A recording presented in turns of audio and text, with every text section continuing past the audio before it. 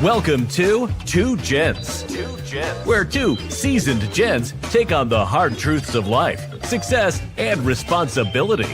In a world where the rules don't bend for us, these gents believe in doing the work, owning the struggle, and inspiring others to take action. So, pull up a chair.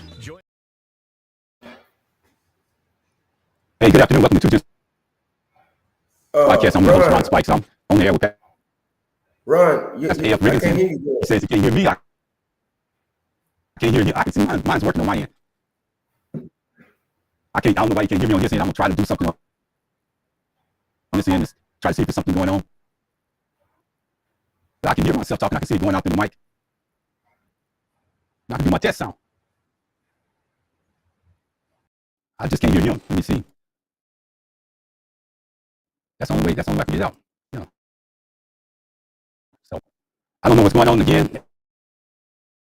As we continue to go through the show, I just want to say, Pastor, I couldn't hear you that time when you came in. As we go live, hey, how y'all doing? I know y'all had a great Thanksgiving. It was good to hear from y'all. I got to add Pastor to the stage. Y'all be patient with us. We're trying to get this sound worked out. Pastor, can you hear me?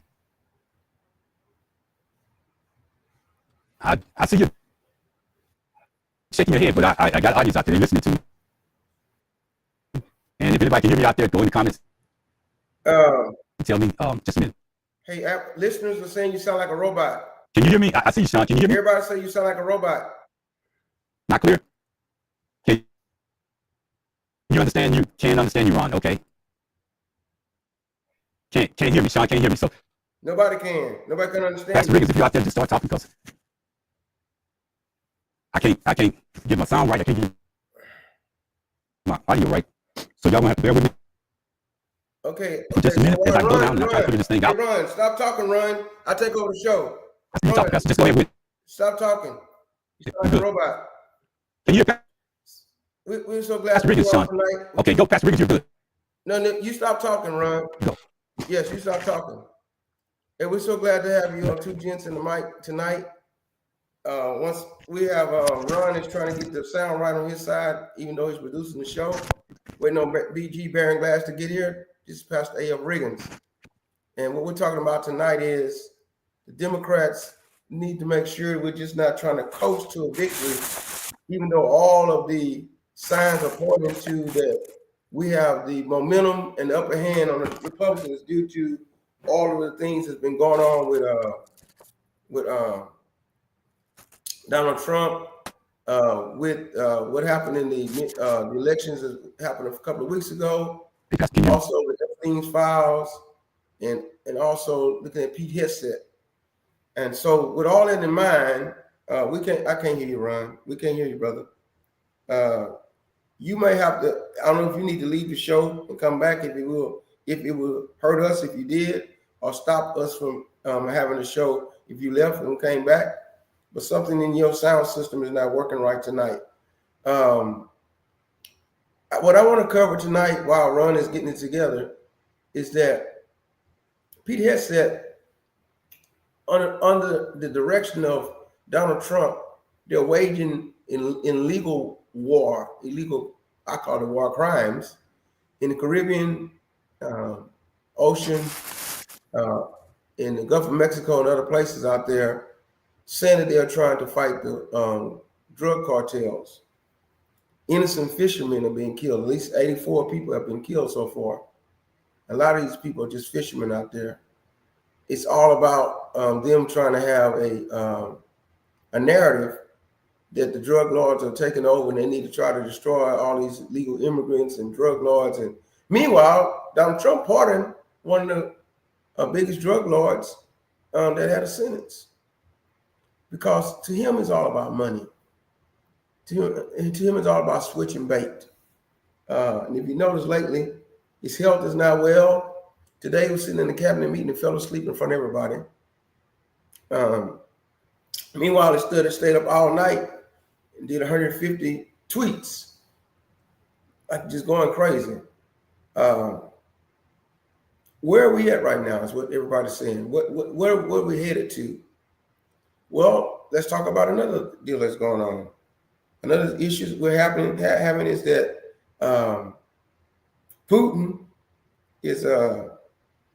Putin is um, wanting to take everything he can out of Ukraine. Donald Trump, who's been a Russian asset since 1980s, is kowtowing to Putin, but acting like that he's trying to end the war. Now, two things out of it. He won't give Putin everything he wants. Also, after giving Putin everything he wants, he's trying to thinking that if he ends that war, he'll get a Nobel Peace Prize. Trying to have it both ways. And so, as Ron is getting his sound system together, and Baron Glass ought to be coming on any minute, he might be in the back studio, and Ron will be trying to bring him on. Hey, Pastor, how are you doing? Can you hear me? Yes, sir. You're loud and clear now, Ron. Thank you very much. Woo. I can't be two gents and a mic. I'm just the mic. I try to do three things at one time, brother. Well, we're gonna liven that up just a little bit. We had a little technical difficulty starting out, but look what we got on the stage, Pastor. I know. Hey, BG, how you doing, man? What's going on, gents? What's up? You just got on in BG. time for the you went. Pastor Riggins had the show by itself. It wasn't nothing I could do. Man, I was rambling, scrambling, and rumbling and tumbling. I thought I was going to take a scripture text and preach in a minute. All right. We would just listen in, Pastor, because you could have took it. You could have took it in any direction that you wanted to go. I covered Pete Hegseth a little bit. I covered Putin, and I covered the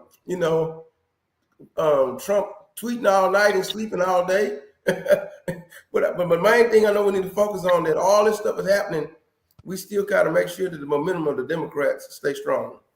Yeah, and that's I let the two gents talk. I don't talk for a little while. Let y'all talk. Go ahead, Glass. I'm listening, man.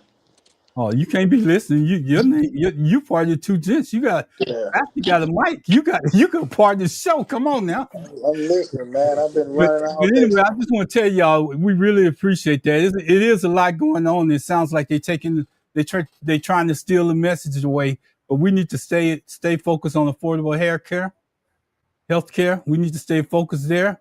We need to keep our focus. We need to keep that, as Pastor said, we need to put the what is it, Pastor? Gas on the gas and don't let up.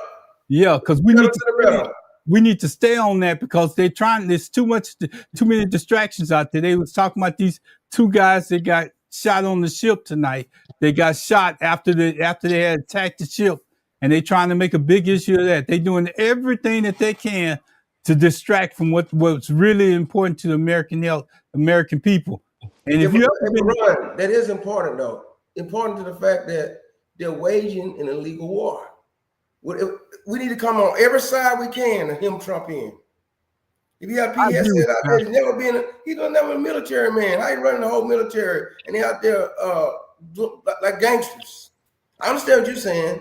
We need affordable health care, make sure we get what we need for our people. But any and everything we can to put pressure on Trump's administration, and the Republicans are jumping in on it. Let them jump in on it.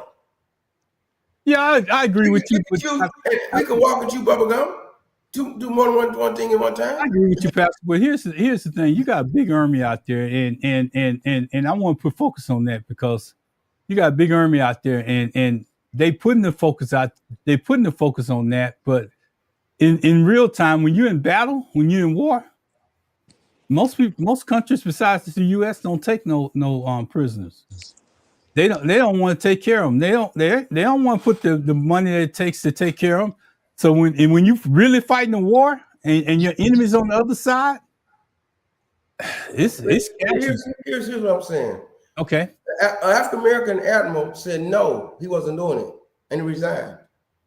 What I'm saying is, we don't go to war unless Congress declares war. Congress has not declared war. This is Trump and them taking the liberty of saying that they're fighting drug cartels, but waging an illegal war. First thing. Second thing is, after waging the legal war, in the middle of the illegal war, they're actually killing innocent people. So it's not a real war. It's them saying, listen, we're out here trying to get rid of all the drug laws. Look at all these illegal immigrants coming close to the United States. That is the distraction. In other words, they're creating a distraction with that. Still, let us focusing on what Trump and them are doing. That's what he's trying to do. Is create a distraction. And if we hold him accountable for what he's doing, that comes back to our side. Yeah, I don't disagree with you at all. I just think that we need to call war and playing games. I agree with that part of it. I just disagree with how they're going about doing it. Now, should they put pressure on Trump anywhere they can, however they can, whatever makes sense? You know, Sean Byron, you sitting back. Can you see that? No. I mean, I'm actually listening. I think my rebuttal on that is, regardless, there's rules of war, and if you don't follow those rules, then you should be held accountable. And that's the problem with this man. He feels like there are no rules for him, no rules apply to him. Supreme Court basically told him that a president can do whatever it is that he wants, so he's stretching that. The only people that can rein him back in right now is the Supreme Court. They're gonna have to stop some of this, otherwise, this time next year, if the Congress is not changed over to from where it's at to where it need to be, it's over with. Yes, sir. See what Sean says? Go ahead. Sean is asking a question about the man that was pardoned. There's a drug lord that was pardoned by Trump while he's killing innocent fishermen out there and calling them drug lords. In Honduras, is it true the mother of the dealer that was pardoned by Trump donated to Trump's campaign? And that's what the record is. That's what people are saying. Yeah, and that's $1 million. $1 million to Trump's campaign. And that's the part about politics that's not fair to nobody. When money gets involved, you basically, the whole concept of what you went to war, of what you went to Congress for, is gone. Congress or the Senate, it don't matter. The money is where the focus goes to. And Trump, they should have Trump on everything that he does, everything that he's done while he was in Congress. They should have him on. They should hold him accountable for. And Pastor, I'm glad you brought that up, because that takes me to something else. This shooting of those two innocent people that were just in uniform and they got shot. Mm-hmm.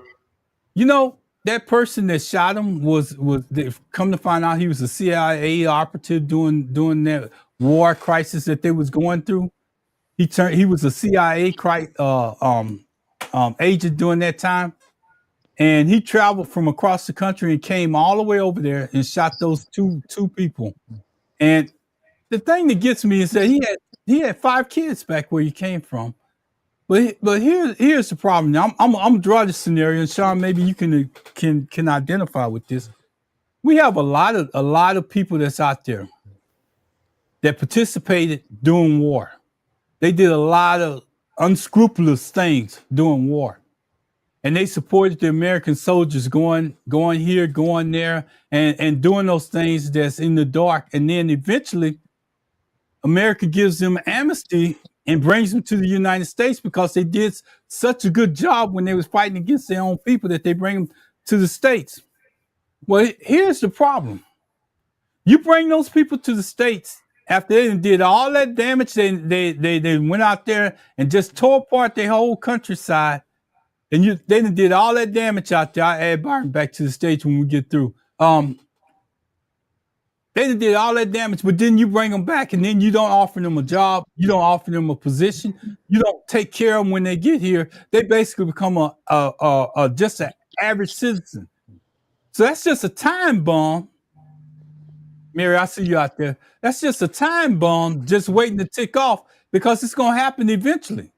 And the only reason why I bring that up is because I know a friend of mine, and it goes back, and it shows you how America treats people when they're in wartime versus any other time. And you might say, how does this all tie back to politics? But it's relevant because a neighbor of mine was a Vietnamese pilot. They trained him in Texas. They took him from Vietnam, brought him to Texas, and they trained him on how to fly airplanes in Vietnam. He went back to Vietnam. He stayed over there. He got captured by the Vietnamese over there, and they kept him in prison over the amount of time that he should have been in war. They tortured him. They did everything else that they could to him because he went against his own people. And when he went against his own people, guess what they did? They brought him back to the States. You think he get any recognition for it? Yeah, he got plaques that he could show me and all that, but they don't try to help those people. And so this particular guy, this CIA agent that killed those two people, same thing happened to him. You bring him back and you give him immunity. But what's the thing that he did when he was over there? Nothing but kill people. But let's go back to add to your story. In the front yard. Huh? Let me make your story even more poignant. What happened? Okay. First of all, Trump and them gave this guy asylum in April. Trump's administration gave him asylum. He came over here in 2021 when Biden and them got out of Afghanistan. Okay. Mhm. Trump gave him asylum. But this did not have to happen, not on his part. This did not have to happen because on Trump's part. Let's back up. Why was the National Guard on the streets of Washington, D.C.? Good point. You know what I'm saying? See, remember what Trump did? These people come out of West Virginia. They took people out of Texas and sent them to Chicago. Took people out of Florida and sent them to California. He was finding every African-American based city, basically, and saying these cities are crime-ridden.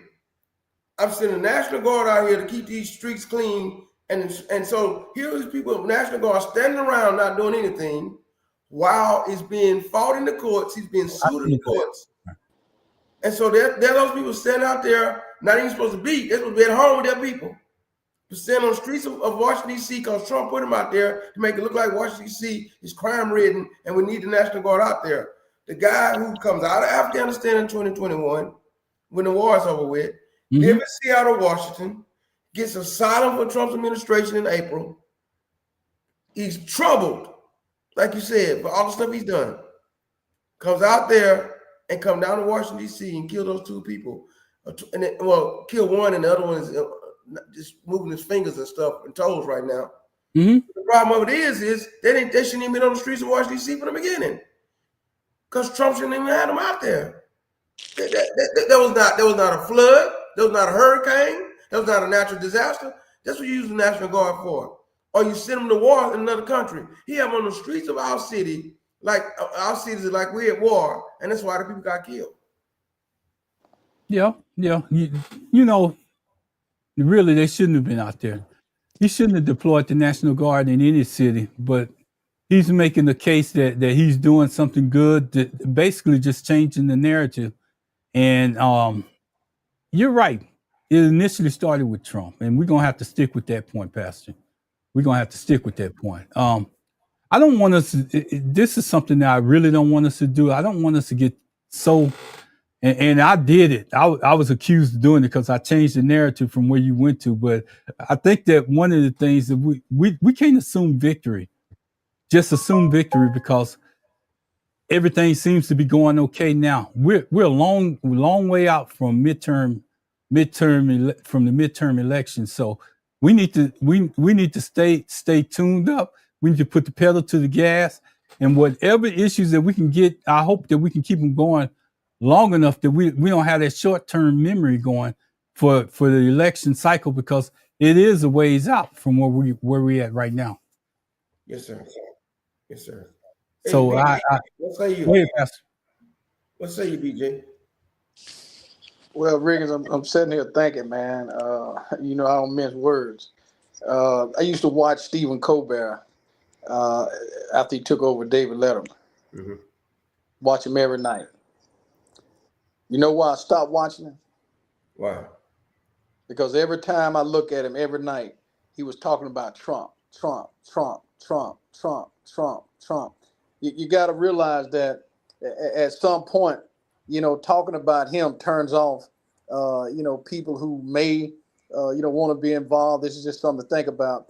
May, you know, want to get involved because there are a lot of more issues that are affecting people that, you know, we can talk about that can actually, you know, impact, you know, them on their day-to-day lives. I'm not saying that it necessarily have to be this show or whatever. That may be something to, you know, consider. I mean, the guy's going to do what he want to do. It's nothing that we can do, you know, even talking about it until the Supreme Court or we energize people to get out to go vote to get rid of what's going on. It's, you know, it's going to be a topic every night, and the vast majority of people, even that supported him, they drain out on him. It's time to stop it. And you're stopping by, removing the sources that's there now. Of course, all of this, what we're talking about, is important. So I'm not negating from that. Again, it's just something to consider, for future reference. Yes, sir. Let me touch on the point that Mary made out there. They didn't fly the flag when the young lady died. Now, Mary, you make a good point, and here's the other part to that, Pastor. Think about this. Didn't they just do a memorial for a person that was totally against Black Americans and totally against our society, and people voted on it and everything else? And you mean to tell me a young lady dies on the streets and you can't fly a flag to recognize her? Fly the flag as half staff to recognize her? I mean, is she just? I mean, she's American. 20-year-old military woman. 20-year-old military And you woman. can't fly a flag at half mast to represent her. Yeah. And he would. I don't get it, Pastor. Maybe I don't want you to come in. I don't want you to. If I go with it, I'm gonna go against what Baron Glass was just saying. Not saying I'm negatively, but saying it factually. It goes back to one person. Who ordered the flags? Who orders the flags to be flown half staff? There's one person that does it. The President of the United States, who happens to be Trump. He ordered the flags on half staff of Charlie Kirk, who had nothing to do with anything about the betterment of America, period. But Riggins, he had all to do with what this man stands for. Yes. Which is why no matter what he does, as long as he's the person that's out there doing what they feel like all these other presidents should have been doing, which is talking about this race, attacking all of these things that they stand for, he's going to continue to do the same thing. You're right. So now the young woman dies, defending her country, doing her job, which she shouldn't have been there anyway, but he put her out there. He's like, oh, poo-poo. He went and had a party that night. They showed him have a party that night. So our country. Actually, our president is totally. He might as well not exist, because from what I understand, when he having cabinet meetings, he falling asleep. He can't pay attention long enough in the cabinet meeting to stay awake. And they show him time and time again, but they don't. But here's the deal. This is what I don't understand, and I heard it today. I don't know why mainstream media don't stick on that point. If you can't stay asleep during a cabinet meeting, and the cabinet meeting is to bring them up to date on everything that's going on in the world, and you can't keep your eyes open, how and I almost said it, but how are you watching the country for the betterment of the people that's out there? Explain that to me. Somebody gonna have to help me on that one. Well, here's the deal. The media not covering. Even when he does something negative, they even try to tell it in a positive way. They're all worried about him suing, like he sued CBS. He sued CBS over them giving Kamala Harris a good interview. He's suing this, he's suing that. You want to pull funds from that. FCC, do this, do that, whatever. They're scared of him. I would never be scared. I'm not ever scared of him.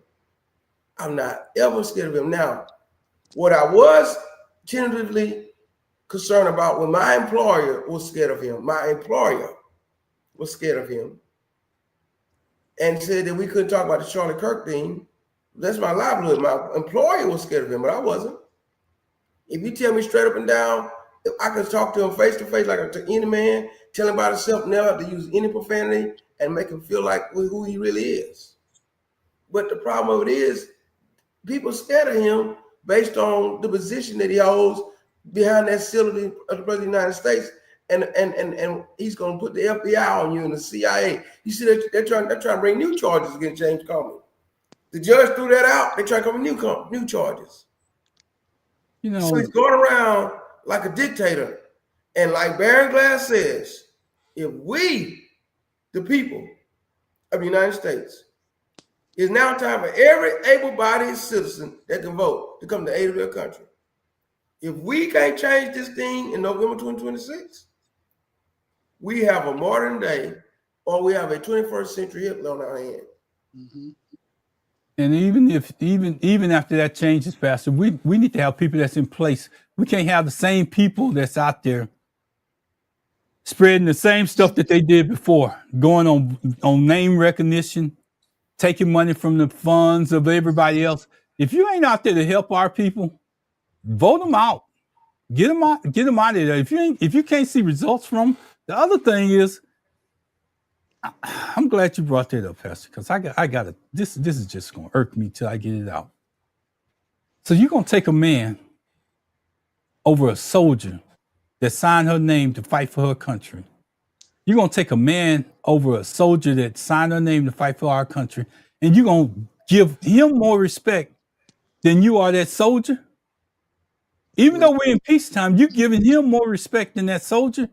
His killer got more media time than this soldier. I don't. Maybe I'm lost. I don't understand the American media system or the presidency or the executive office or whatever. But anytime when we had soldiers that was killed when I was overseas, they did get some type of recognition. Yeah, Ron, but you got to get over the normal. There's no normal with this man. No. Whatever you see is what you got to expect. I mean, he's like Reagan said, you know, we the people. That's the only option. That's the only option. Well, he the people and everybody else, Glass, because and this is not what I first brought this show about, but we need to point it out. That young lady lost her life. She probably was just standing there. It could have been my daughter, Glass' daughter, anybody else that's out there, Pastor Reagan's child or whatever. It could have been anybody's child. But for what Mary pointed out, about the flag not flying half staff for her, I haven't heard any governor. I haven't heard in any other media other than right here about that girl dying.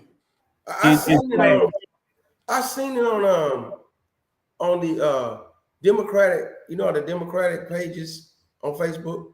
Mm-hmm. A couple of those pages put it out there, but no mainstream media complained about it. But remember, Ron, whose job is to distort the message and divide the people? Mainstream media. Yeah, and they do a good job of it, because if this is not out there, and Sean, maybe you can help me out. Maybe you've seen it somewhere. But how come the flags are not a half mast? We got a long time to go to the midterms, but that's one of the questions that we should be asking everybody. How come the flag's not a half mast? We had a soldier that was killed doing her duty. Why are the flags not a half mast? And we got another person. What say is that across the seas, where we all involve all this stuff that soldiers die every day, we're not doing it for every soldier. That's what they're gonna say. But the reason why this is very important that it should be happening, because of the limelight that he put these National Guard in, of trying to be on American soil to protect these cities, and because it was done the way it was done. It wasn't an act of war. She didn't die in an act of war. She died in an act of terrorism. So she should have a flag flown half mast. You see what I'm saying? Our soldiers are fighting there in Afghanistan or Iraq, and 2 or 3 soldiers die every day, or maybe 10 soldiers die. They're not gonna do that because they went out there fighting the war. This woman right here was on duty, minding her own business, just like a police officer would be in the streets, and they come and shoot a police officer. So it should have, and she was doing it for the federal government. They should have flown the flags half mast. That makes sense. Let me tie this all up for you in a bow, Pastor, because you answered the main question in the beginning when you said that the National Guard shouldn't have been on the streets, because if they wouldn't have been on the streets, this young lady would be alive today. So I guess if they fly the flag at half mast, it's an admission of guilt. Yes. So they don't really want to fly the flag at half mast because it's an admission of guilt on their part that the young lady shouldn't have been on the street. Hey, right. In uniform. Right. Ron, Sean comment must not be showing because he just texted me. He said, I haven't seen Sean's comments. I seen his earlier comments. Yeah, he said that the flag is probably not flying at half staff because it doesn't move the political needle for them. And that goes back to what Pastor Riggins was saying. She shouldn't have been there in the first place, and that's just holding them accountable for her death if it flies at half mast. But that's still not fair to her family. That's Well, still not fair. let me ask you this, Riggins. If she wasn't supposed to be there, couldn't she have done what the admiral did, which was refuse to carry out the plan? Yeah, but she was in court martial. Not at her rank. Right now, her rank, she's Not been at court her martial. rank. See, that admiral, when that admiral refused to do what he had to do, he then knew that He if had he to wanted to resign. stay there, he's going to be court martial, so he resigned.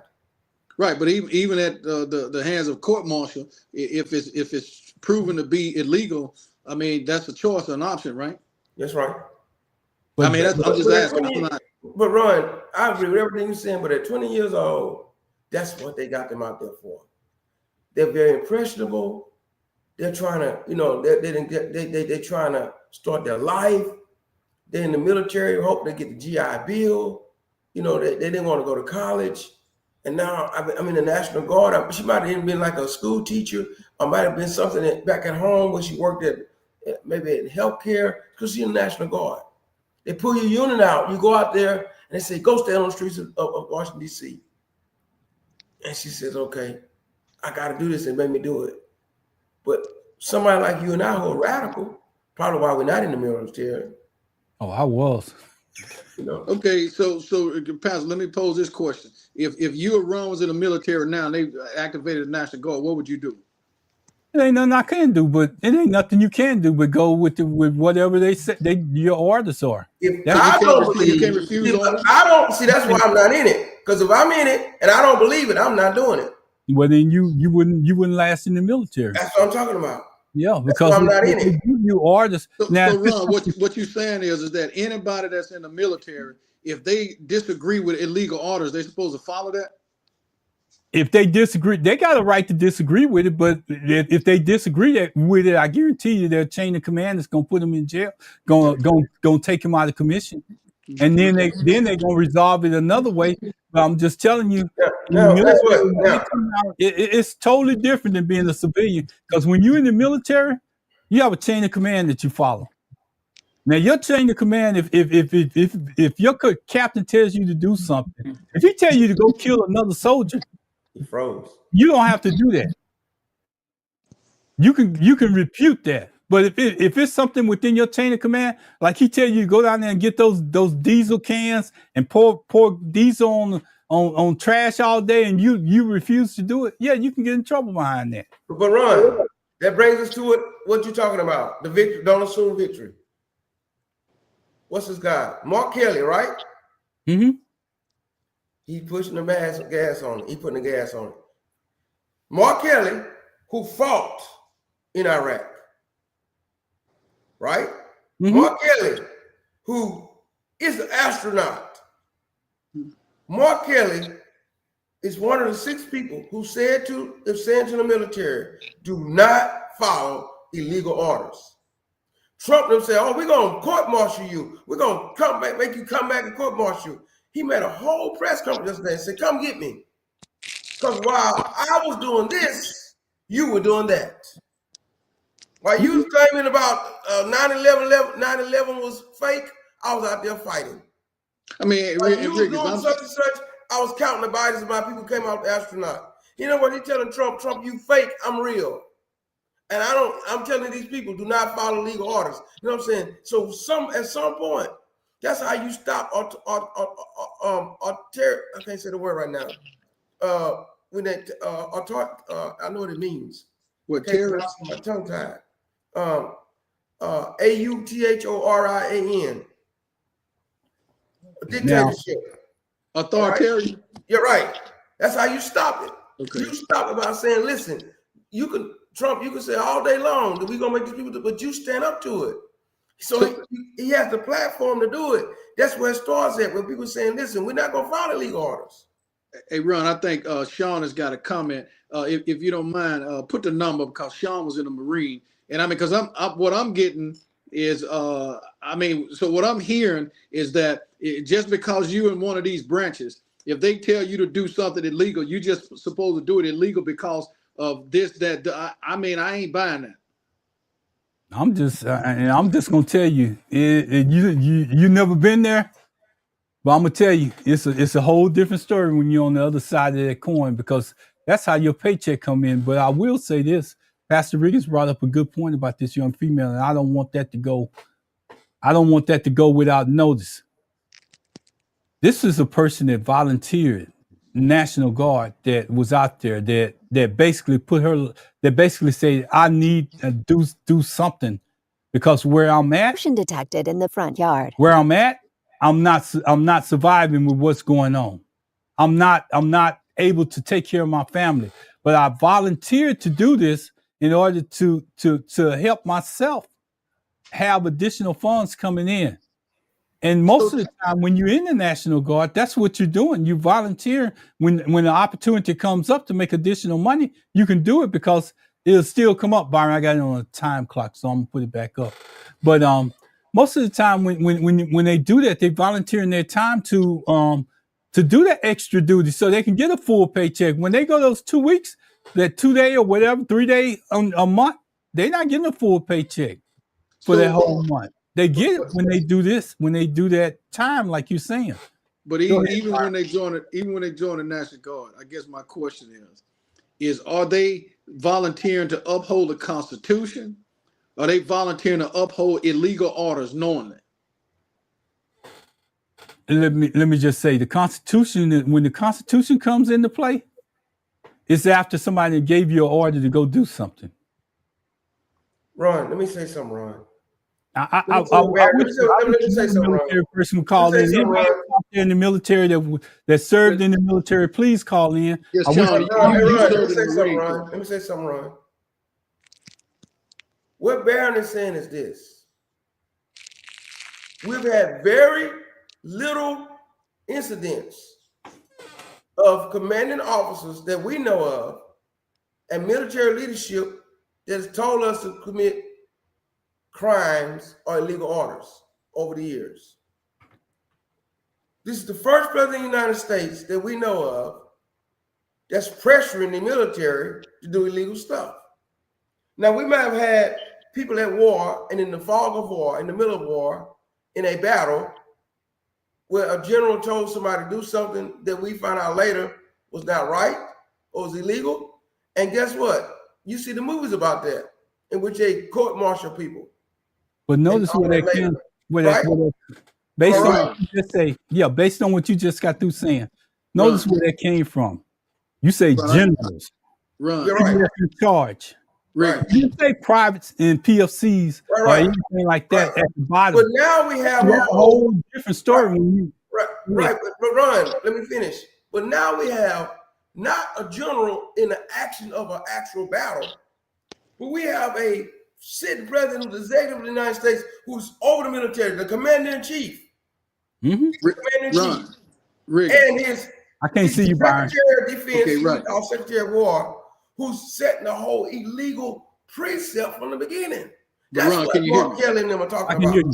Okay, I'm just want to read a comment because people trying to comment, and I don't know if it's coming through or they're trying to call, but he said, I couldn't type everything out online, but this administration has no respect for men and women in the military. They're considered pawns. Look at the way Hegseth spoke to the top brass on the national television and the fact that the tour of duty for the National Guard has been lessened in order not to pay them benefits. That's from a listener that's out there. Right. So that's what I'm saying. So, Ron, so even though what you're saying is right about what your experience is, this administration is not living by that code.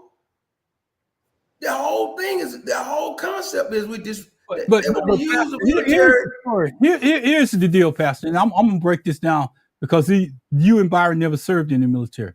If you don't have a chain of command in place when you're in the military, the whole thing is chaotic. You have to follow a chain of command. That's the reason why they issue commands from the top and it goes all the way down to the bottom. It follows a chain of command. Now I'm gonna tell you something that you just brought. Another thing that you brought up, Hecksmith. He should have never been what he is right now. That's what you see what I'm saying. But the real reason why I say that is because you got generals that's been out there for years, that's got more experience than he does, that he's over right now. And he's showing them I wasn't nothing but a major when I was in there. But now y'all need to come unto me and obey my rules. And he never had the power or authority to do anything. At the highest he would have been as a major was probably like a battalion, not even a battalion commander. He would have been an assistant to the battalion commander, but he would never had any decision on make on what happens in the everyday life of a soldier and how we go about protecting this country. He But had, run. What'd you say? Chain of command, right? mm-hmm. You're saying what I'm saying. We have to follow chain of command, and the commander in chief is Donald Trump. That's the problem. That's the chain of command. Wait, Pastor. No, sir, he's the commander in chief. I'm glad you said that because you know who the commander in chief is. I don't care if you're a Marine, Air Force, or any one of them. You know who the highest command, who's in the top of your chain of command? Donald Trump, the president of the United States. Thank no, you. Sir. I'm just telling you. I know my history. Sean, if you disagree, Sean, please call in or do something. I'm gonna put the number up. The commander in chief. That's why. Let me Sean, please call in. Situation room, right?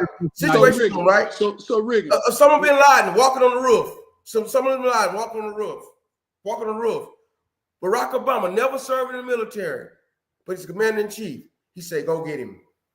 The president of the United States is the head of the army. It's the head of all military, all of them. And you got people looked at in the Constitution. But my question again is this: if you're a teacher at the school, your chain of command is your principal. Yes, sir. If your principal tell you to do something illegal, what are you gonna do? Don't do it. That's all I'm saying. That's what I'm saying. Our problem with the commander in chief is Donald Trump. That's why we have a problem right now. Donald Trump is a felon, and he's 34 felon, and he's commander-in-chief of the United States Army. That's why we have a problem. Right. I don't know. That's why I get so upset. I don't know if Sean is trying to call in, so just kind of check. But Sean, if you or Tyron want to call in, because I'm trying to get an understanding, because I got a best friend of mine. John was out here too. Yeah, I got a best friend of mine that was in the National Guard. And I can guarantee you. I can guarantee you. And because you got corrupt commander in chief, it ain't nothing that you can do about it. Commander in chief is Donald Trump. It's not Hegseth. He's the Secretary of War or Secretary of Defense. His commander in chief. Go look up. Go ahead, Google it right now. Go to AI. Go to GPT chat. Go to everything. Who is the top brass of all military of the United States? Is the President of the United States. Yes, you ain't got no disagreement with me there. But that's why we have a problem. But what I'm asking is that you're supposed to follow illegal orders regardless. No, sir. If you determine that's a legal order and you follow it, it's on you. But if you determine that's a legal order and you follow it, it's on you. So either way in the military, you're gonna get burned. Either way. That's now I will say this, Baron. What Ron's saying is the problem we have. Because they're used to following orders from the top down, and now you got somebody doing the legal orders. They're between a rock and a hard place. But here's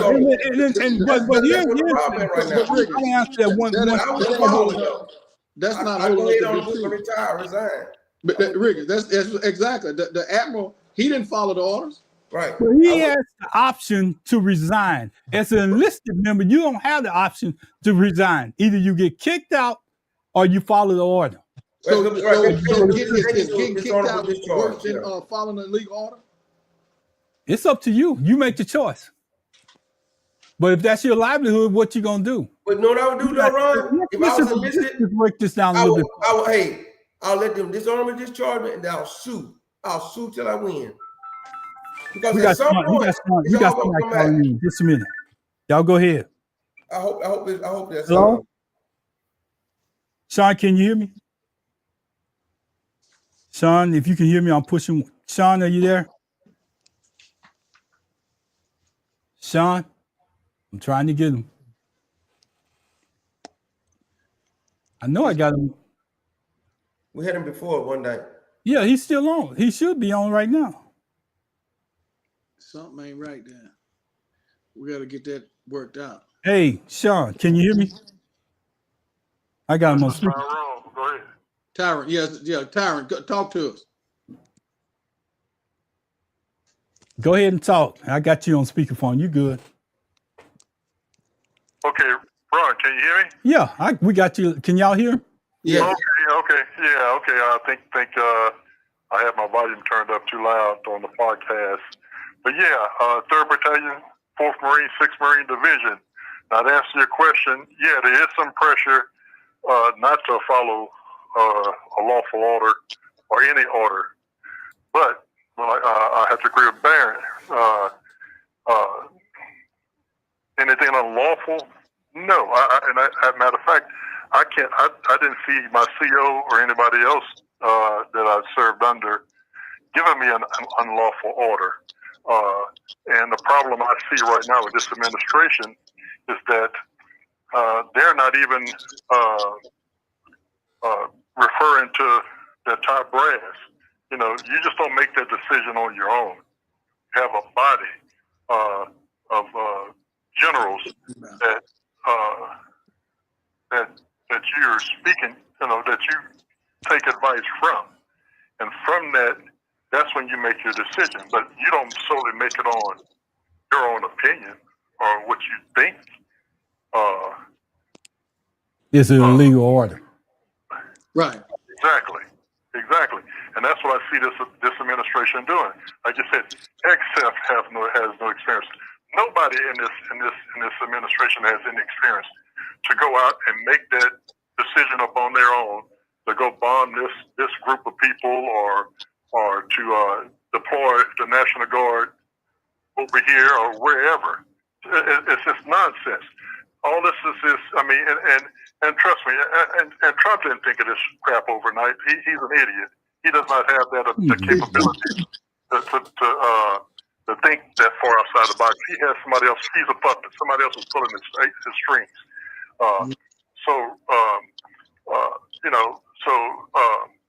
Everything right now is being orchestrated, and it's all for Trump to launch his ultimate plan of declaring martial law. That's how I see it. Mm-hmm.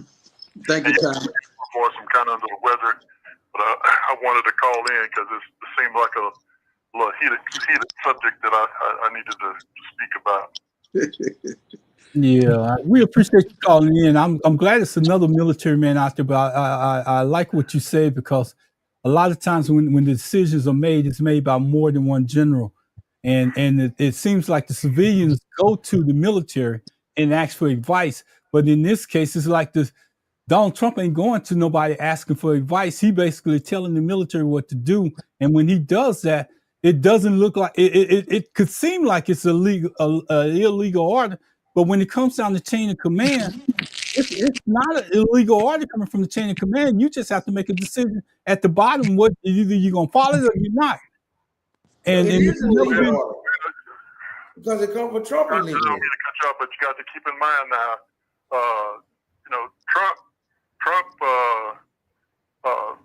can't even think of the right term, but Trump can make these hairball decisions and no harm will come to him. He's immune. Mm-hmm. He's immune. Mm-hmm. But me, being of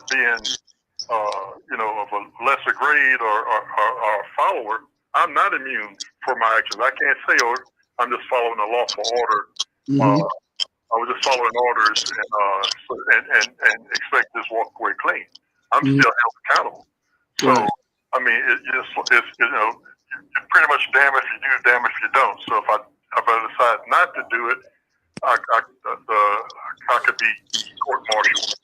If I decided to follow through with it, I could still be prosecuted. So it's a double-edged sword. And I guess that's up to the individual to decide which route he wants to take, or he or she would like to take. And I'm gonna add to that what you're saying. You know, as you get more time in the military and you get toward retirement, and that order comes down, and you have to pass it on to soldiers or whatever. You know, it's a lot that's involved in that, because that general resigned. That whoever that was that resigned, that admiral, you know, he had to make a decision on his family. And officers have the opportunity to resign, where enlisted members don't have the opportunity to resign when orders come down. They either you damned if you do, if you damned if you don't, like you say. It's two totally different militaries out there. Agree. Hey, Pastor, you got Ron, anything you want to ask Sean while I got him on the yeah, line?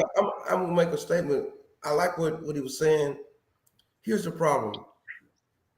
Like you said, you're supposed to convene a bunch of generals. Tyrone, I'm sorry. I'm bad with names. I'm not bad with faces. I'm sorry. I apologize. Thank you, Tyrone. Thank you. Right, Tyrone. Right. You supposed, like he said, we're supposed to convene generals together.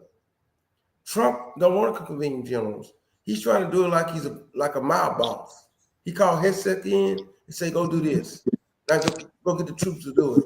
And that's how they're operating. They're not operating any military code, any type of standard operating procedure, anything.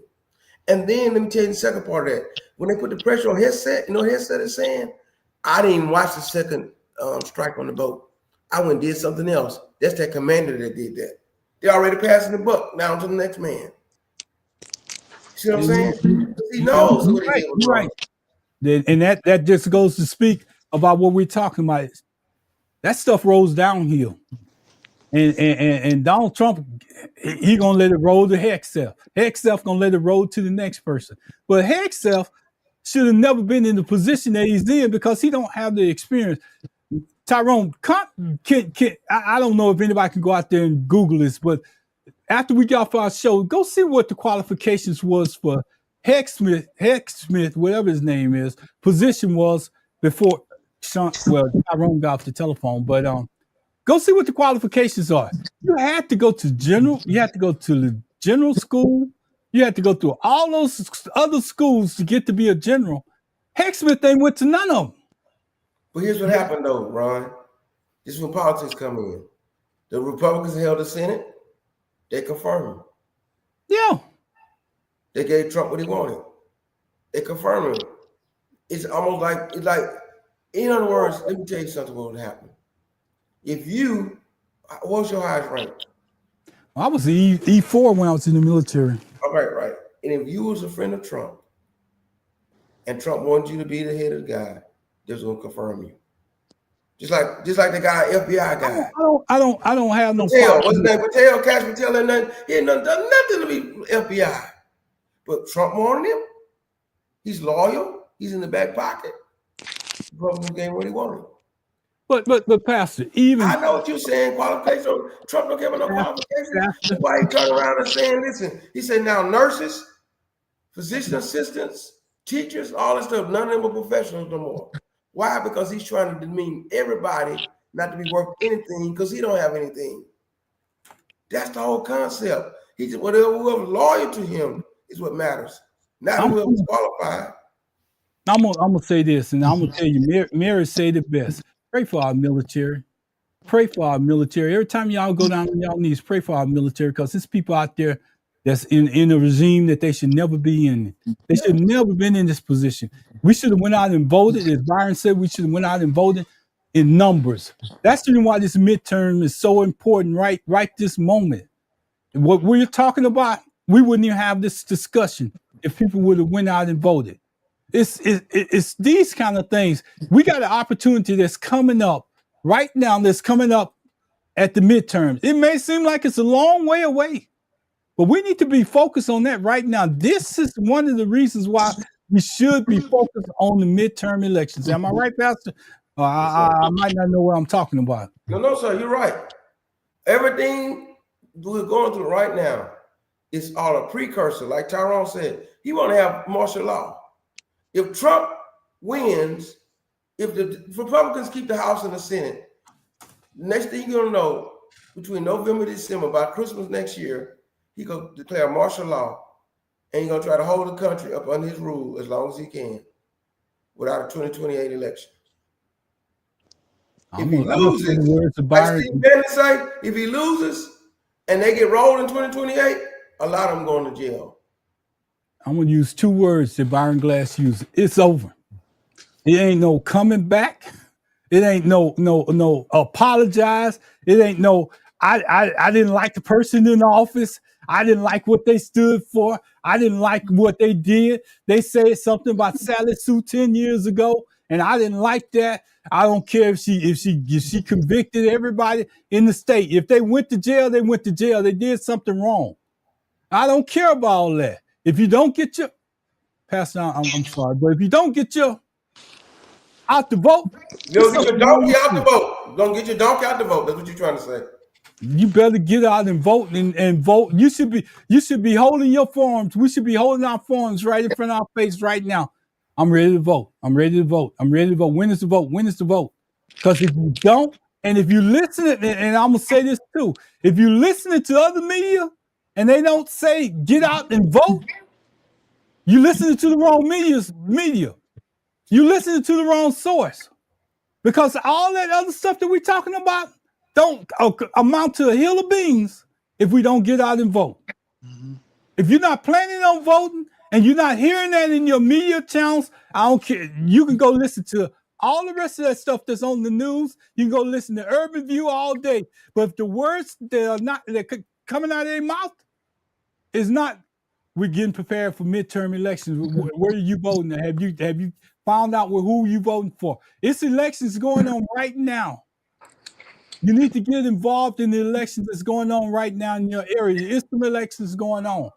I heard that something going on in Tennessee where a Democrat is running against a Republican. Yes, sir. And in Tennessee, they never had that seat. But you need to listen to somebody that's trying to tell you something. Somebody is trying to acknowledge you and go forward with that. Because if you're not, you might as well turn that dial. I'm sorry, I had to say it, but Byron, it's time out for all that playing. I'm tired of Pookie and them and all the rest of them. They can go down the street and stick up the corner convenience store and think that that's going to change their life. It's only going to change their life for one bill cycle, which is probably about a month, because their bills ain't going to be paid. Pastor, I know you're looking up something, so go ahead and come on in. I'm trying to see, did the Democrat win in Tennessee? I think the election was tonight. It was tonight. I'm going to find out if they won, because Trump won that district by 22 points. And now that Democrat was supposed to win, which would be another indication that that's swinging our way. But like you said, it's time out. The GOP person projected to win. Yeah, it's time out. The GOP person still won. They still projected to win. The GOP, yeah. But so that should show they gave them a scare though. They gave them a scare. Every vote counts. Every vote counts. Gave them a scare. Every vote counts. And I think Byron Glass had this young lady on, Melanie Salisbury, earlier on Black Vote Matters. We need to get the vote, whatever it's going to take. See, most of these other stations, and Byron, I got to say it because I got to get it off my chest, and you gave me the permission to say whatever I want to say. But most of these other stations out there, they got them little things going around their screen up here that's asking you to donate dollars. Oh, I got this. And at the end of their podcast, they got somebody else donating money on that too. They want to put together something, but let me tell you something. If you don't put together a bus or a van or a car or a bicycle to get people out to vote this midterm cycle, you're just wasting your time. I don't care about y'all talking about people with no necks and all the rest of that on the Breakfast Club and who knows more about politics and all the rest of that. I don't care. I don't care. The first words out of y'all mouth should be, are you voting in the midterms? Well, Ron, they better get right to vote, because if you don't have the right identification, it's useless. Right, yeah. You got to get the right. You got to get the driver's license that's verified. Mm-hmm. They're doing all kind of stuff, man, to stop us from voting. Yeah, they just think that they're gonna tell us what to do, when to do it, how to do it, and then they're gonna cheat us out of the election, as Pastor say. I don't put nothing past them. But I will tell you this, the more of us that have voting cards or have the right ID and get out and vote, they can't take it away from you. If the numbers are there, they can't take it away from you. They'll make it hard for them to cheat. Yeah, it would make it hard because you remember that Chris, I don't know if y'all seen this Chris Rock think it was Chris Rock. I'm not for sure which one of them it was, but anything to stop people from voting. Hey D, how you doing? But they say that he was gonna win the election, and it was one of those shows where they told him he was gonna win the election. Head You of should have State. It's a seen, movie called Head of State. Chris Rock. yeah, and all them people was running to the polls, running to the polls. But let me tell you something. We should be running to the polls right now. Hold on, somebody else is calling. Hello, hello. To accept, press 1. To send a voicemail, press 2. I got you live. Go ahead, caller. Hey, this is Sean. Come on, Sean. Hey, Sean. I just wanted to call in and offer just a different perspective. It may not be much different, but just my perspective on what you guys were talking about before on following orders. So I agree. Actually, Ron, I agree with what you're saying. Because if you're early in the military, whether it be Air Force, whatever branch it is, you're new. You're very green. You already know you have to obey orders, especially in the Marine Corps. You just obey orders without question. This is what you do. You don't. They train us to just do the order, obey the order. Don't question it because life is a life or death situation. If you're in a battlefield, you don't ask the question. Go 10 feet to your right. Why? You just maybe kill somebody in your platoon, right? Or in your squad. So that's just the way they train them. So that probably is more common in the Marine Corps than other branches. But if you're green and you're young, you don't even know what orders are illegal a lot of times. You're intimidated by anyone who outranks you. So you're going to follow orders. And especially if you, for example, if you're in the National Guard or any other branch and you're part-time and then they call you up and then you're getting paid probably more now because you're active duty again and you're getting paid on your civilian job, you're getting paid on your full-time or your military job, you're going to just try and draw a paycheck.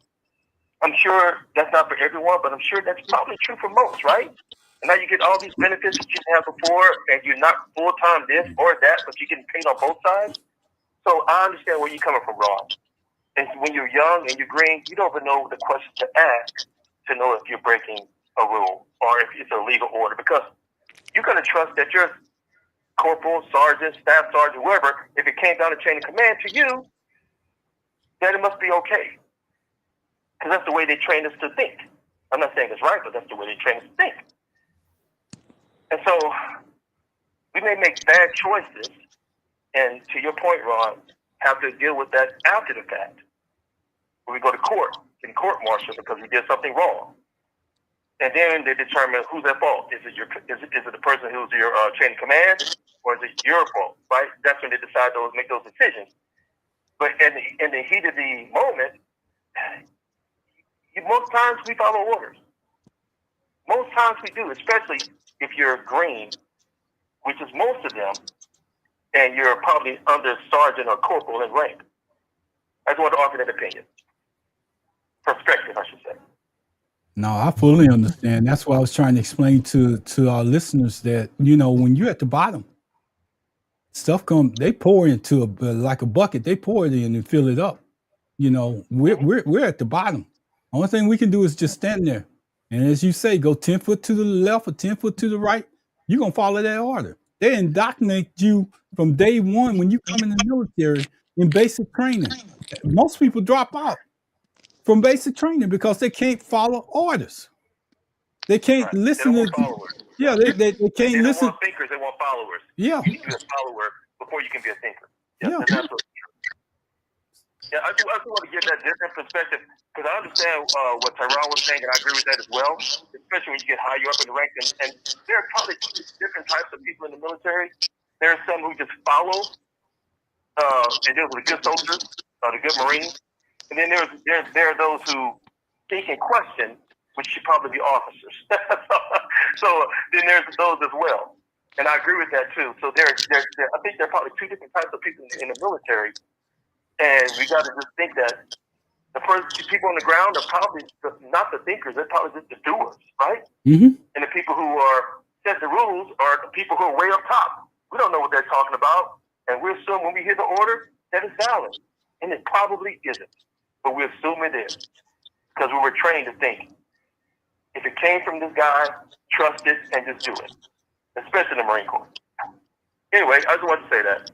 Sean, we appreciate you calling in, and I'm glad you had a perspective that most people could understand, because it's hard to explain to somebody that's never been in the military how the following orders go, and when you're at the bottom, you really at the bottom.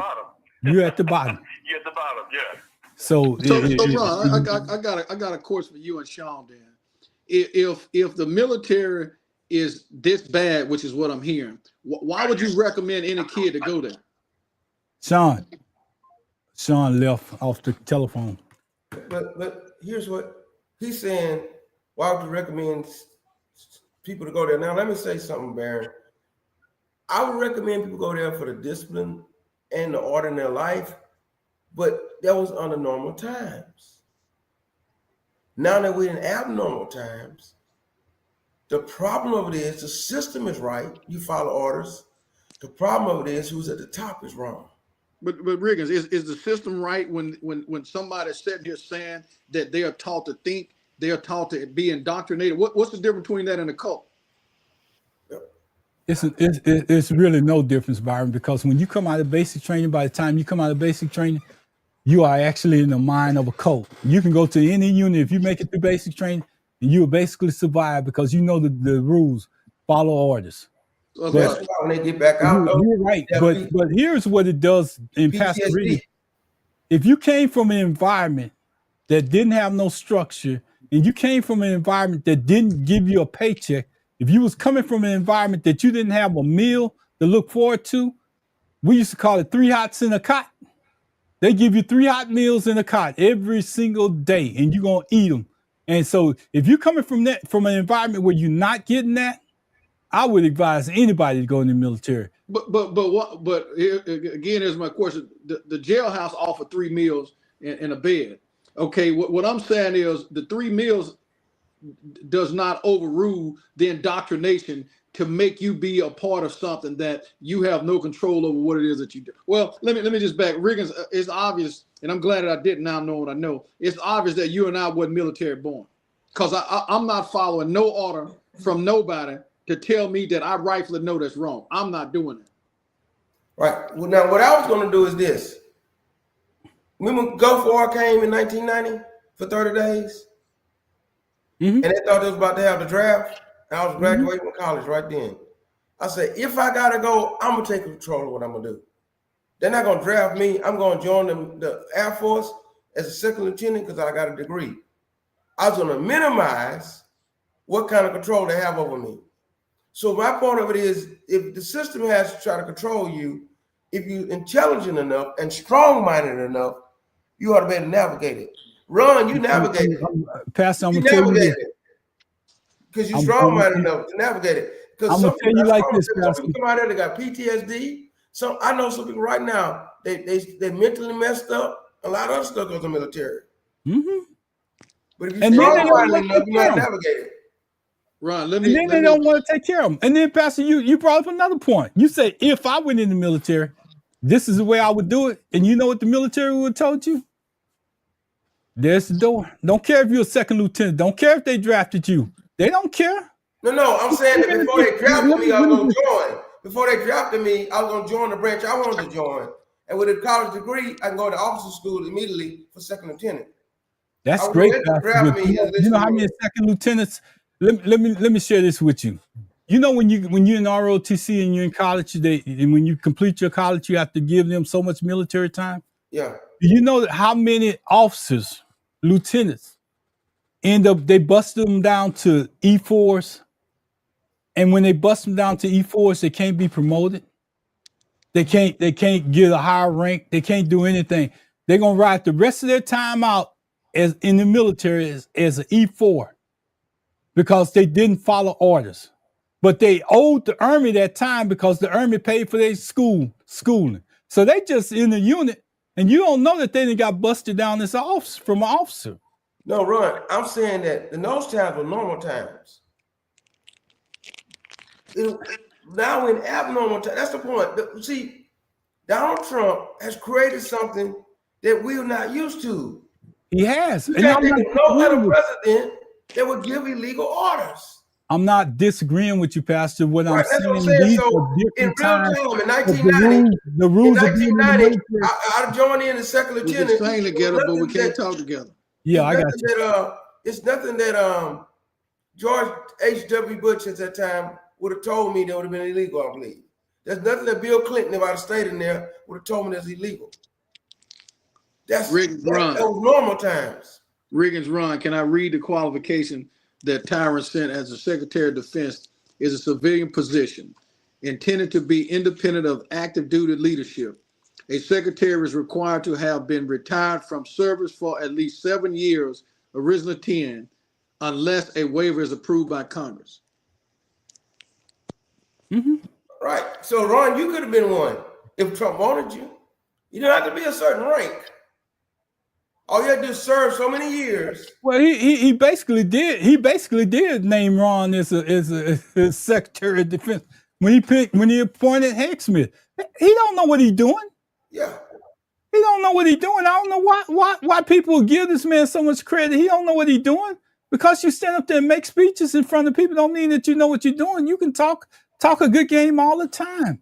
He's a Fox You News. know something. I know everybody knows a person that can talk a good game, but when it comes time to doing it, they can't do it. They ain't over their head. Right They now, drown. on MSNBC, he backtracks on involvement with the boat strikes. At first, he said he gave the order. Now he said, I didn't. The second order, I wasn't even around. Because he knows that's live. He knows. But that just goes to show you, Pastor, that's how messed up the military is at this point. You say it's messed up from the top? Just think about what's going on at the bottom. Yeah. That's like them, like I'm gonna make an example of this. The top is all messed up at the bottom. They having a party at the club. They ain't even showing up to work. They're saying, I can't do nothing with this. They can't have that in the military. You just can't have that. Let me tell you what all boo-boo goes downhill. It does. I almost used that SH word, but all boo-boo goes downhill. But you know who at the bottom of the kitchen? Those lower enlisted members. They're at the bottom catching all that stuff. Right. No, and we had some bad commanders. It didn't go as high as the commander in chief, but I done had some bad commanders, man. I remember I had this commander one time. I'm gonna tell you how bad he was. I got assigned driving the car for him for a week. Do you know that this fool started throwing chicken bones in the floor? Like he would go buy food, just throw his shit in the floor and leave it there like it wasn't nothing. I said, how in the hell can you do this? So I asked the guy that I replaced for that week that was driving the car. He said, no, man, he do that all the time. I'm like, no, I'm good with this. I went back to work. I was glad to go back to work. I'm just telling you, he would throw any of his food in the floor. No wrapper, no nothing, and expect that car when he get in it the next morning to be clean. Bro, that's a comment out there. That's what he thought about.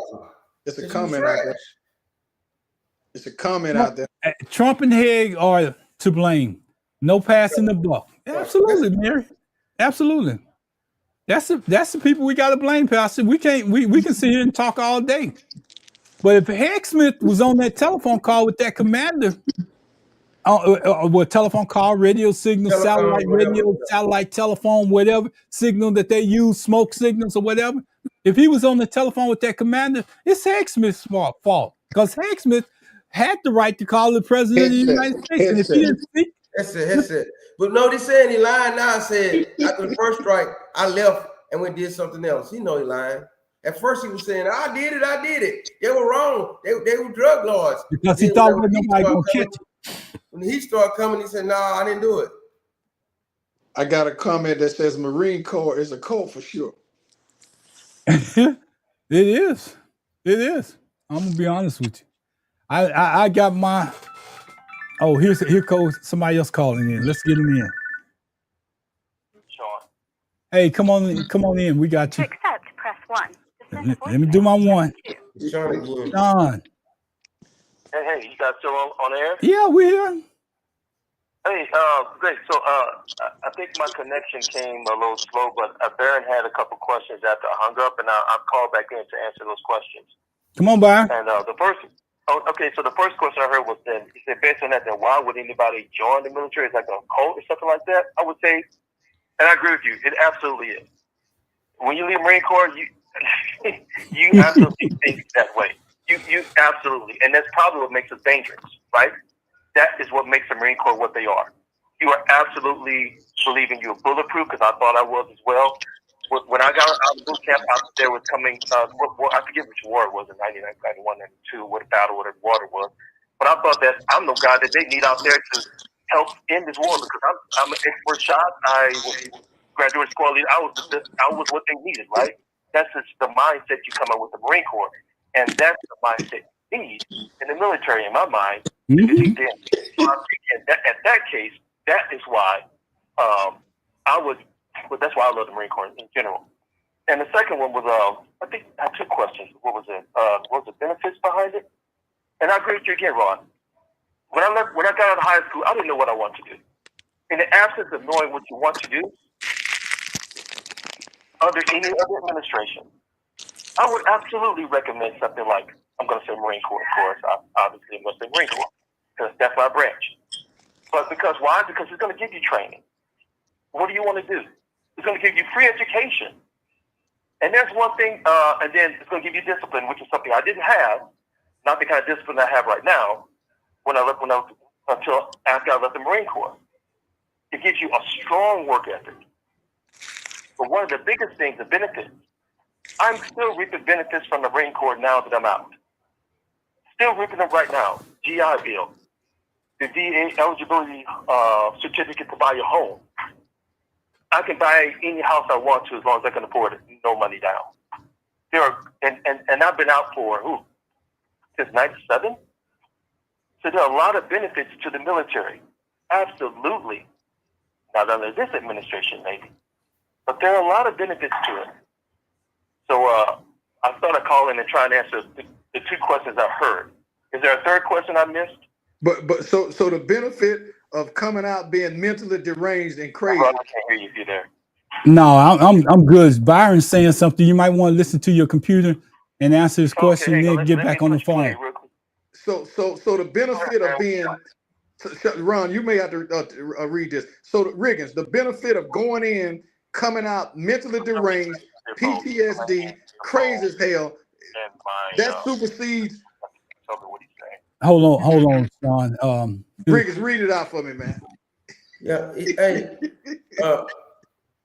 he's saying the benefits of the mental, how it impacts you mentally and PTSD and all that stuff. These benefits outweigh that. Now, I will say this. Pastor, let me see if I still got Sean. Sean, can you hear me? You can hear me? Okay. My son in the ministry, a pastor that's up under me, he served in the Marines and he served in the National Guard all the way up through like 2012. And he's a pretty solid guy. But he would tell you. You all right. I'm good. I'm trying to figure it out. He would tell you that they make you a fighting machine while you're in there. Now, when he got out, he had to build himself up spiritually, learning how to apply everything he learned discipline-wise, and raising 4 boys, his sons, was one thing. But if he would have let what he went through impact him, he could have came out, like you say, mentally deranged, PTSD. Now, some things you go through when you're military health-wise, being on the sands of Kuwait affected, him in a certain way, stuff like that, health-wise. But there's always a trade-off for the military. Everything Sean is saying, he knows he keeps saying one thing: not under this administration. He said everything worked good, but not under this administration, and that's what I'm dealing with about. Which is the question that I asked. Would you recommend anybody to go to the military right now, knowing what you're knowing and saying? No, sir, not right now. That's been my point from day one. Let me kind of interject on that a little bit. I wouldn't say I wouldn't recommend, because some people you follow Trump run. You're talking out of both tongues now. I say that because, Byron, you say something earlier, and this is what you say: You sell a jailhouse off for 3 cots and three meals in a cot. Right. You know, if it's a choice between 3 meals in a cot in jail or 3 meals in a cot in the military, I'm gonna advise that person to go to the military.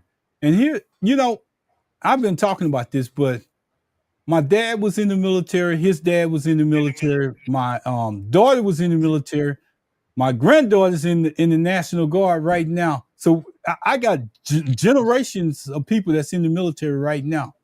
So if that's the best that you can do, rather than going to stick a gun to somebody's head and end up in jail for 10 to 20 years, I'm gonna tell you, but you come out, Ron. You come out doing the same thing that you're saying not to do. You got multiple people, many people that graduate from high school that are perfectly fine. 2 or 3 years they come back, they crazy as hell, and they still get no benefits. Negroes went and served in the war. They came back and they still was not acknowledged. I would never recommend, knowing what I know now, somebody go to the military because I'm setting them up for failure. That's not the only option that's out there. That's what I'm saying. Well, I would say I'm a disagree with you on that one. I'm in between. I've had uncles and cousins and all of them served in the military, and they came out all right. Mm-hmm. But under I'm Trump, all right. no. I hope y'all think I'm all right. Up under Trump, I cannot do it. Hey, Riggin, for everyone that came out right, I can show you one that came out wrong. I know you can. I know a guy that was in my hometown, Ron, was a genius. He's one of 3 people that I have ever met that I would call a genius. Graduated with honors, valedictorian, got an engineering degree. Graduated from Southern University. Went to the military, came back crazy as hell, so they thought. Every time he went to jail, he went to court, he got himself out because he knew, but he always say, he used to call me Badoon. He would say, Badoon, don't never spend your time letting a man change who you are, who God made you to be. Don't ever go to the military. And that's a true statement. If you can't handle it, if you can't follow orders in civilian life, it might not be for you. If you feel like I just can't follow illegal orders. Huh? I can follow orders, I just can't follow illegal orders. Well, if you're the one that's determined it, let me just say, you might not want to go in the military. Hey, Ron, we just need to send Pastor Riggins over there and let him pray then. They got pastors in the military. They do have pastors and everything in there. They don't have Riggins though. They got gospel, CGI, CG, whatever you want to call it. They got all them pastors with all them denominations and everything in the military. So but first thing that happens though, they already been conditioned. What are you trying to say? Send me over there unconditioned. Send me over there. I haven't been through the basic training. They haven't cultivated my mind. Well, they can tell me what to do, and I'm not gonna let them cultivate my mind. Tell me what to do. But so we're coming up on time, Pastor. So Riggins. Yes, sir. You got a student that's struggling in your class right now. He's a 12th grade senior. Your only option that you're gonna tell him, the only option you're gonna tell him is join the military. No, I said not right now, not with Trump. Oh, okay. All right. Now, let me share something with you, Byron Glass. Ron, you got a little young man in the neighborhood. He comes to you, he's struggling. The only option you're gonna tell him is the military, right? If that's all that's available, I'm gonna tell him to go join the military. Because he's gonna be so far down the list that it ain't gonna even matter. Because when he joined the military, if he mess up and once he joined the military, they're gonna kick him out. They ain't taking no prisoners these days. It's a little bit different. See, my father was a recruiter when I was young. And I'm gonna tell you, Byron, I agree with you. Some of them people are smart as whips when they go in, but when they come out, they crazy as hell. And the part that I don't understand, out of all the people that Trump can mess with, he better not. He shouldn't mess with veterans that's been in the military. Mary got a question out here, Byron. Go ahead and take it. I can't see right, it. I'm gonna bring it up. Yeah. Trump. But, we're talking about Somalian because but that's all race-based stuff. He doing that stuff for distraction. You always You talking heard you about talking about, you heard you talking about what is it, deporting that lady? yeah, I know, right? The congresswoman. Yeah. Because that's all get MAGA stirred up. Because he wait for here's, that other shoe to drop Epstein files. but He here's my want them all to rebuttal. get on his side when the Epstein files drop. Riggins, here's my rebuttal. They have a tendency to always group everybody into one, right? Mm-hmm. What if the American Negro said, since your forefathers were slave masters and slave owners, does that make you one? Yeah. But that's not how we think. Because we believe in giving everybody the opportunity and the chance to prove themselves worthy, right? Right. So this thesis about grouping all people in, I don't understand. Again, Dems don't give no pushback. They don't come back with no rebuttal.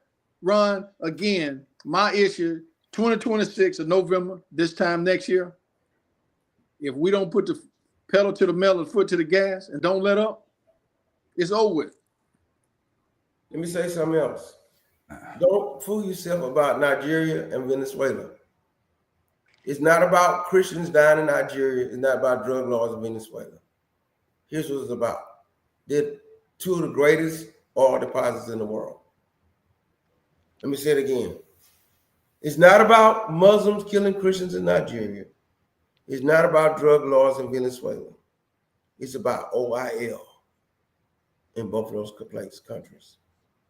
And I'm gonna bring up another point about that too. By oil. There, speaking of oil, the U.S. is concerned about them changing how they buy oil. You know, for years, the only way that you could buy oil around the world was you had to use U.S. currency. Well, they're changing that, and that might be something we have to talk about on the next show because that's important because that's how we survived so long at the top. Was that we made everybody use those U.S. dollars. Well, now they're talking about they're not going to do it. It's the same thing that Gaddafi and Saddam Hussein tried to do a long time ago. They was going to create their own currency by stockpiling gold and dollars. But both of them ended up getting killed. So, but, you know, Gaddafi was on our side, man. I know. Yeah, but they act like he was evil. Mm-hmm. Right. And let me tell you something else. Saddam Hussein was on the side with the Iran-Contra scandal. The Iran, when the hostages, when Jimmy Carter was in there and they had them hostages, and they held them until Reagan became president, Saddam Hussein was on our side. When we could control him no more, and when he got to mess with Kuwait, which was his son-in-law, we decided to go over there. We went over there, all those mansions, all those palaces had all kind of American stuff in there. Michael Jordan on the wall, Michael Jackson, everything. He was on our side until we couldn't control him no more. Mm-hmm. Well, but when Saddam was in existence, there was no ISIS. Yeah. But here, I'm gonna say this again. Y'all heard me say this before, so I'm gonna tell you. I remember being in Shape, Belgium on duty, driving for a Turkish commander. And when the Saddam Hussein helicopter landed, you would have thought it was the second coming of Jesus. Because all the Americans and everybody was flocking to that helicopter for Saddam Hussein. The next time I heard about Saddam Hussein, he was dead. They went over there and killed him. So I'm going to tell you, America changes. Manuel Noriega met with King. Yeah, America changes. They'll drop you in the heartbeat. It's a bigger picture out there. And Mary, that's a whole nother conversation for a whole nother day. But we got all Bitcoin is another thing that we all should be up in arms because it's so much going on. But here's why I say get back to our point. Democrats can't assume victory based on everything that's going on out there right now. Democrats can't assume victory because it's too much. It's too much time between the midterm vote and Pastor Reagan's drop. It's too much time between the midterm elections. But we need to keep our feet on the what, Byron? On the gas. On the gas. I was just about to tell Riggins is 1 minute. I mean, an hour and 28 minutes. We got about 2 minutes left, and let him do his. I'm assuming he's gonna try to pop back on. I was hoping he was. Yeah, I hope his battery didn't go dead or nothing like that. It may have, but you know what? We're not going to drag. Mary, thank you for your question. To our listeners that's out there, all from everywhere, I just want to say thank you. We appreciate you. Don't ever think that we don't appreciate you. And I appreciate the input from Tyrone and Sean. They really tied into our show. And I got some advice for my two fellow people over here, the Mike and the other gent. Y'all wouldn't have made it in the military. Y'all are not military material. That's probably Y'all the are truth. not military material. So we gonna let that be known. But for everybody else that's out there, I want to tell you we really appreciate it. We do this show on Tuesdays at 7:30. You don't see all that stuff going around the screen talking about donate here and donate there and donate there, donate here, donate over there. And then by the time we get off, we don't bring up another person talking about donate here. We do this at our own time. So that's the reason why, see, I'm sorry. Pastor Riggins back. We're going to have to get him to close us out. I was going to do it, but Pastor back now. My laptop froze. That's all right. We only bring you on to do one thing, Pastor. Close us out. There you go. Here, I don't think he on, is it? Yes, he there. You not on. I don't see. Oh, there you go. Now I see. Yeah. We only brought you on to do one thing, Pastor. You can say whatever you want to say, but close us out in the end, and we're going to get off this thing. Let me tell you what, though. He can't hear you. It's been a very interesting show tonight. He can't hear you, Ron. To go back to the topic, though. The topic said we should not. Ron, we can't hear him. You can't hear him? I can hear him. I can't. Open your ears up, Baron Glass. I can hear you. Can you hear me, Ron? I hear you. I can hear you loud and clear. Well, I can't hear him. I don't know, Ron. I mean, I don't know, Baron. Put your hands up and say a prayer. Byron ain't military material, so they probably cut him out of the show. Can you hear me now, Baron? I can't hear him.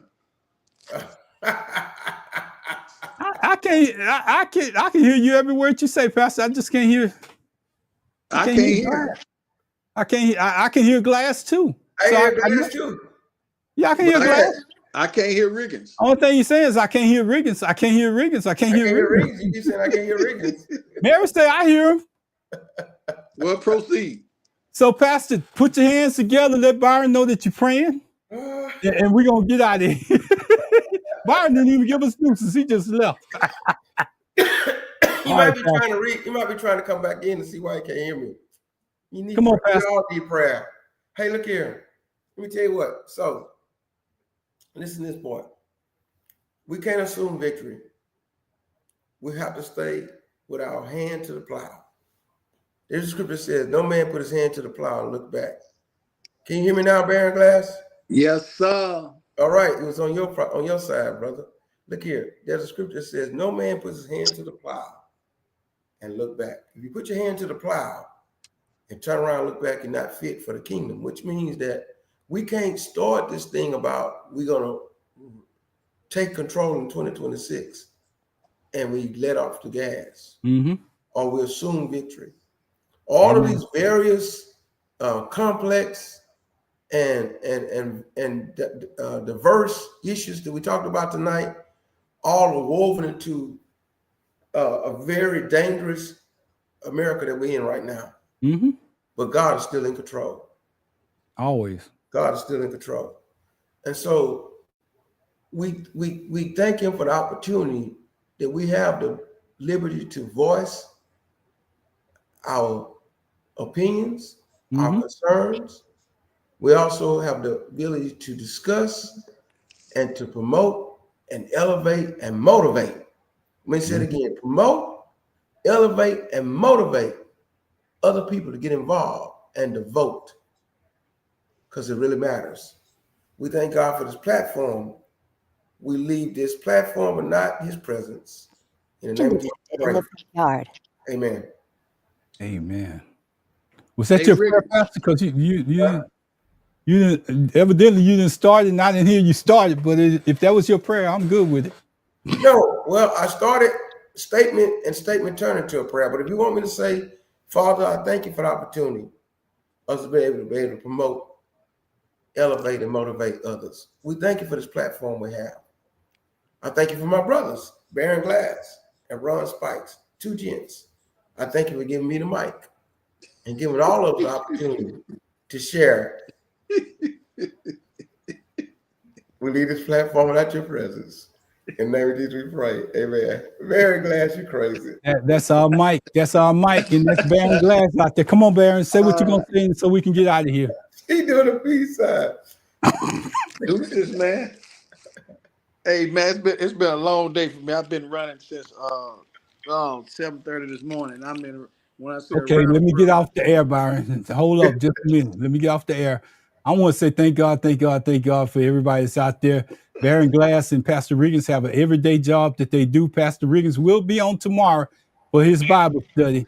So please go out and join Pastor Riggins for his Bible study. Pastor, give him the information so we can get out of here. Oh, yes, you can catch on Bible study on 7 o'clock p.m. Central Standard Time on Facebook Live. It's at Aquila Fennell Riggins. Aquila. Aquila Fennell Riggins. That's my name. Aquila. Bishop A.F. Riggins.